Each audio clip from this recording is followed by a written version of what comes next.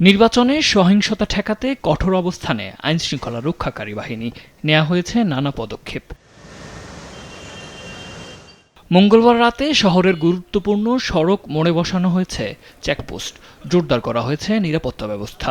অবৈধ অস্ত্র, নাশকতার সরঞ্জাম ও সন্দেহভাজন ব্যক্তিদের শনাক্তে যানবাহন থামিয়ে চলে তল্লাশি।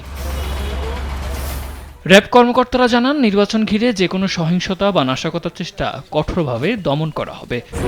স্ট্রবেরি সুপার ডটেড ও ক্লাসিক ভ্যারিয়েন্টে সেন্সেশন জাগুক শিহরণ। নির্বাচন উপলক্ষে আমরা এখানে বিশেষ চেকপোস্ট বসিয়েছি। এই চেকপোস্টের মূল উদ্দেশ্য হলো এখানে যাতে কোনো সন্ত্রাসী কার্যকলাপ না করতে পারে, কোনো আগ্নেয়াস্ত্র ব্যবহার না করতে পারে। সেজন্য আমরা এই চেকপোস্টটা বসিয়েছি, যাতে কোনো নাশকতা সৃষ্টি না হয়। সেজন্য আমরা নিরলস চেষ্টা করে যাচ্ছি। এদিন রাতেই রাজধানীর মোহাম্মদপুর এলাকায় নিরাপত্তা জোরদারে সেনাবাহিনীর চেকপোস্ট বসানো হয়। সেখানে যানবাহন থামিয়ে তল্লাশি চালানো হয়।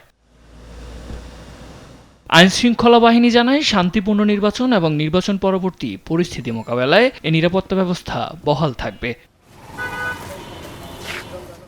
সাদ আহমেদ, দেশ টিভি, ঢাকা।